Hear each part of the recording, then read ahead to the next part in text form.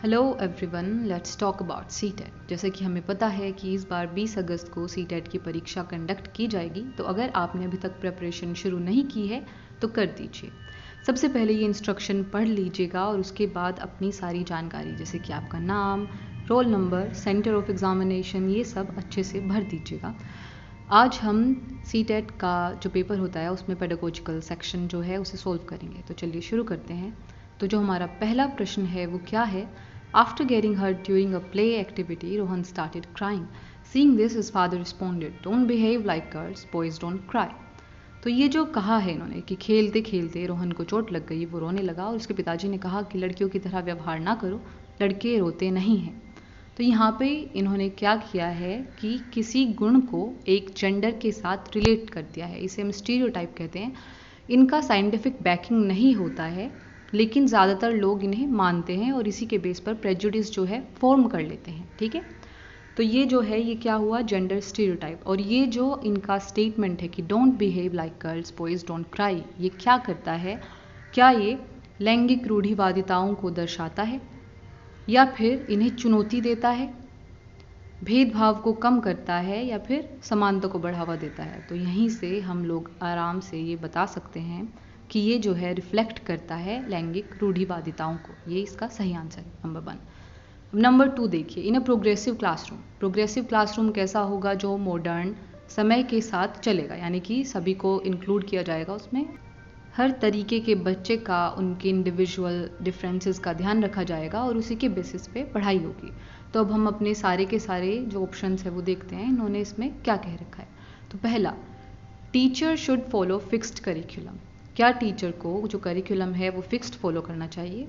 तो ये बिल्कुल गलत होगा, क्योंकि अगर प्रोग्रेसिव क्लासरूम है तो आप उसमें फिक्स्ड करिकुलम फॉलो अगर करेंगे तो सभी बच्चों की ज़रूरतों का ध्यान नहीं रख सकते। सेकंड है कि जो बच्चा है उनके बीच में, बच्चों के बीच में कंपटीशन होना चाहिए, ये भी बिल्कुल गलत है।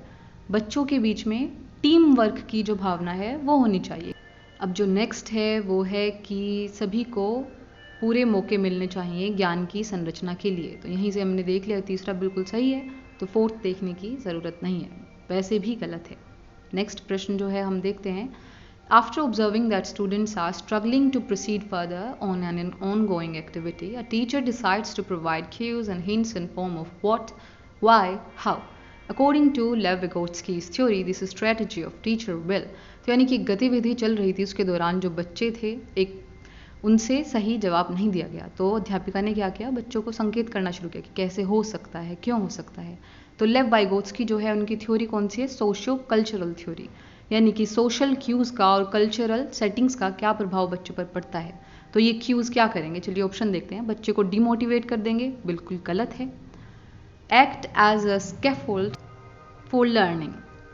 तो जो स्कैफोल्ड होता है उसका मतलब क्या होता है? नींव, यानी कि आधारभूत संरचना। क्या ये जो क्यूज़ मैम ने दिए हैं ये बच्चे की लर्निंग में सहायक होंगे, उसके लिए नींव का काम करेंगे? बिल्कुल सही है।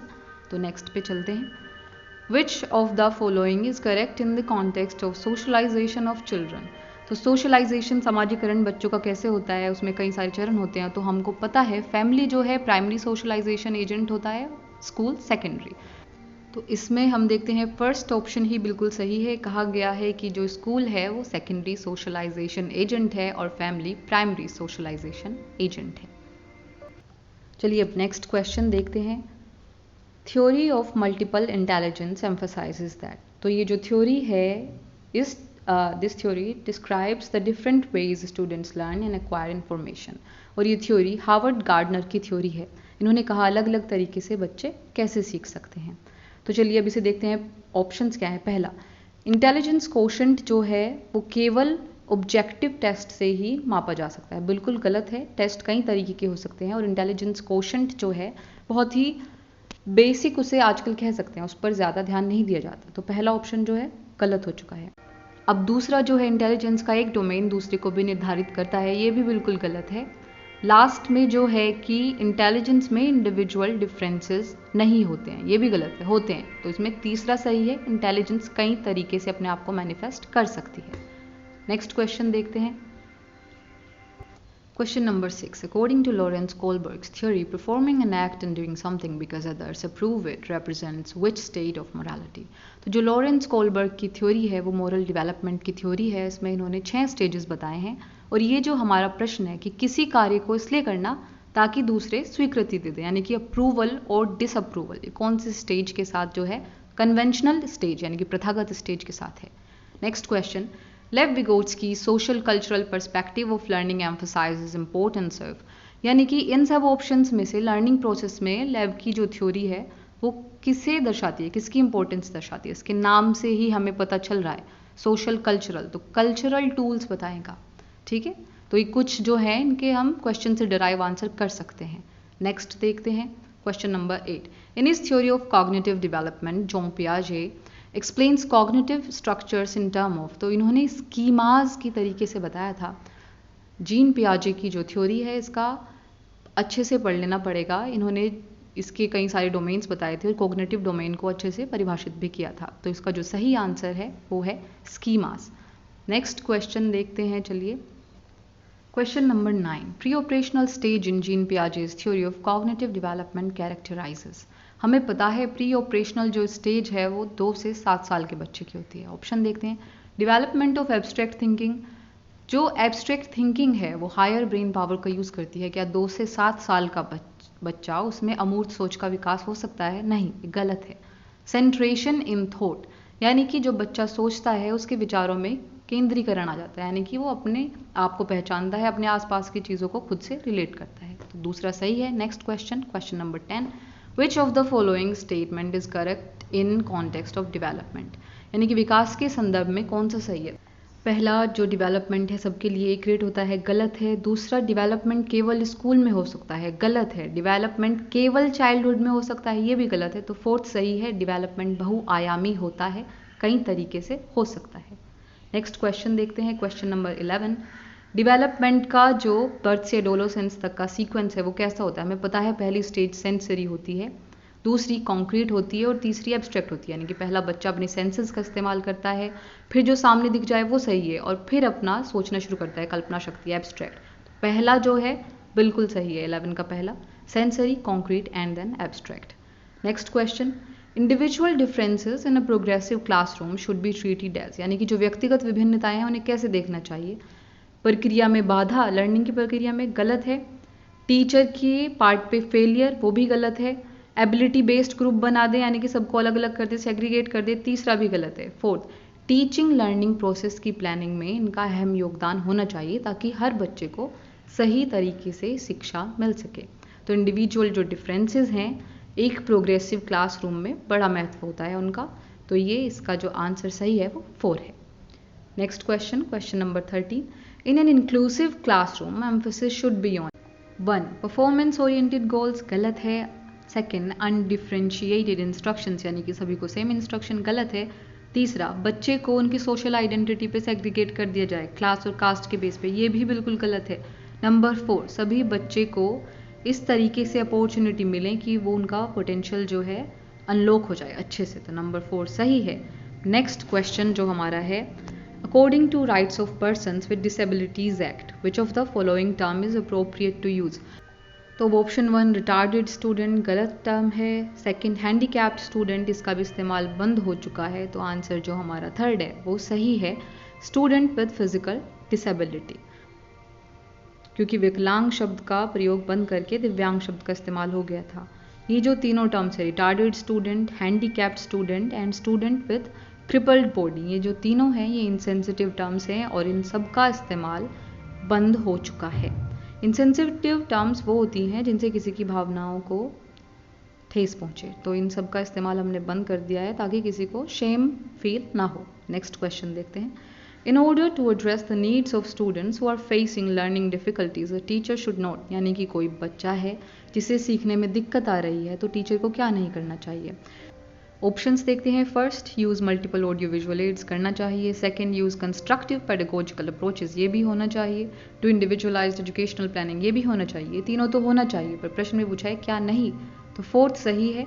रिजिड स्ट्रक्चर जो है पेडागोजी का और असेसमेंट का, यानी कि इसमें कोई बदलाव ना हो, वो नहीं होना चाहिए। Number 16, primary identifying feature creativity का, सृजनात्मकता कैसे पता चलेगी? कम समझ से, गलत है। डाइवर्जेंट थिंकिंग का मतलब नॉर्मल से अलग सोचना, तो ये वाला हमारा आंसर सही होगा। थर्ड, हाइपर एक्टिविटी नहीं। फोर्थ भी नहीं, असतर्कता या फिर इनअटेंटिवनेस, तो ये तीनों गलत हैं। नंबर 2 हमारा सही है। डाइवर्जेंट थिंकिंग, सामान्य से भिन्न सोचना, क्रिएटिविटी की एक पहचान है। नेक्स्ट क्वेश्चन देखते हैं।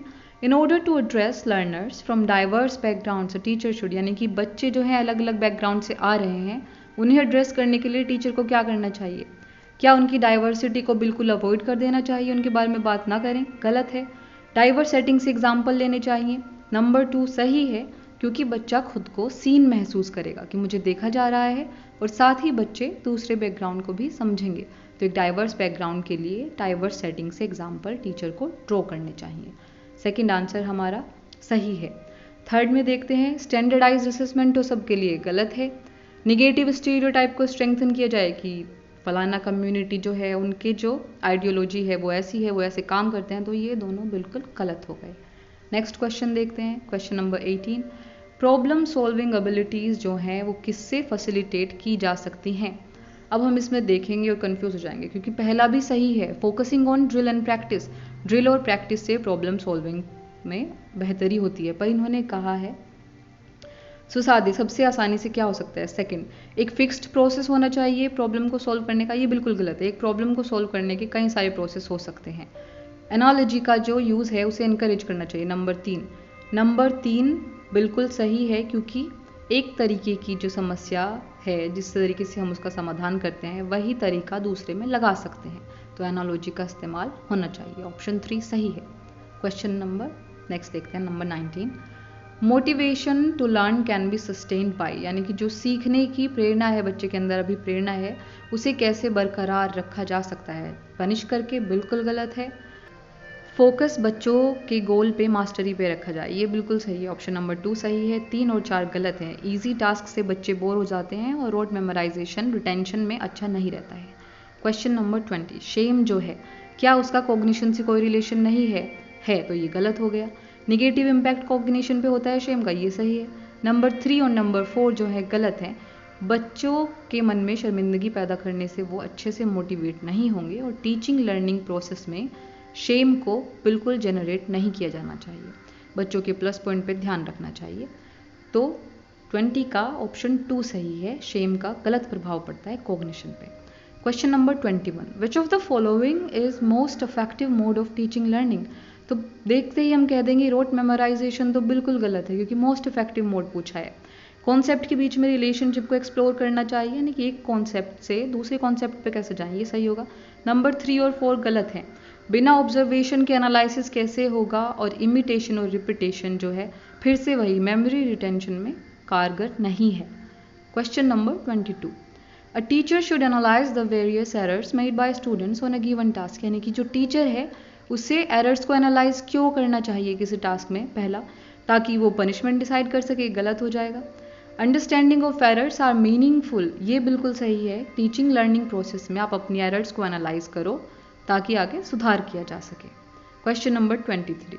It is difficult for children to learn when, बच्चों के लिए सीखना कब मुश्किल हो जाता है? जब इन्फॉर्मेशन अलग अलग टुकड़ों में हो, पहले वाला, तो ये बिल्कुल सही है।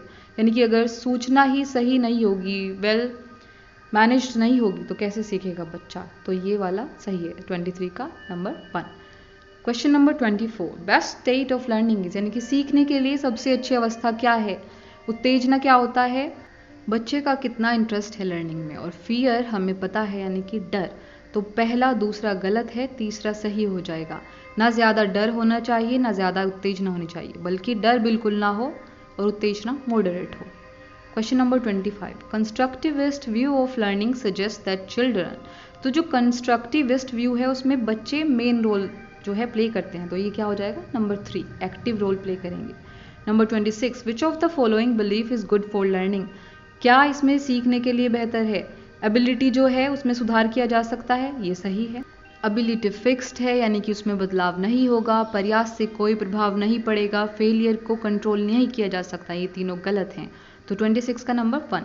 27 देखते हैं, कंसेप्चुअल अंडरस्टैंडिंग जो है स्टूडेंट्स की वो किससे इंप्रूव होगी, यानी कि किस बात पे जोर दिया जाए, कंपटीशन पे दिया जाए, गलत, टेक्स्ट बुक सेंट्रिक हो, गलत, फ्रीक्वेंट एग्जामिनेशन हो, गलत। नंबर 4 सही है, बच्चों को सवाल पूछना और उनके बारे में बात करना सिखाया जाए, तो नंबर 4 सही है। क्वेश्चन नंबर 28 में एक टास्क के दौरान साइना अपने आप से बात करती है कि कैसे आगे बढ़ा जाए, तो लेव विगोट्स्की जो है उन्होंने अपने आइडिया दिए हैं लैंग्वेज और थॉट को लेकर। प्राइवेट स्पीच, खुद से बातें करना, इसमें वो समस्या के समाधान के लिए खुद से बात कर रही है, तो वो सेल्फ रेगुलेशन होगा, ना ही कोई मैच्योरिटी है, ना ही इगोसेंट्रिसिज्म और साइकोलॉजिकल डिसऑर्डर, तो आंसर 2 सही है। क्वेश्चन नंबर 29, इवैल्यूएशन जो प्रोसेस है उसका उद्देश्य कहाँ होना चाहिए, क्या बच्चे को लेबल करना चाहिए कि कैसी कैटेगरी का बच्चा है, गलत है। बच्चे को एबिलिटी बेस्ड ग्रुप में बांट देना चाहिए, नंबर 2 भी गलत है। बच्चों की नीड्स और रिक्वायरमेंट्स जो हैं उन्हें आइडेंटिफाई करके आगे बढ़ना चाहिए, नंबर 3 इसका आंसर सही है। नंबर 4, प्राइज डिस्ट्रीब्यूशन के लिए क्या बच्चों की पहचान करनी चाहिए, ये भी गलत है। लास्ट क्वेश्चन, और कितना इजी क्वेश्चन है, इंडिविजुअल डिफरेंसेस सभी को पता है किस पर निर्भर करते हैं, आनुवंशिकता और एनवायरनमेंट के बीच के संबंध पर, यानी कि कैसे इंटरप्ले इन्होंने किया, कैसे बच्चे को शेप किया। तो इसी के साथ हमारा पेडागोजिकल सेक्शन खत्म हो चुका है। धन्यवाद।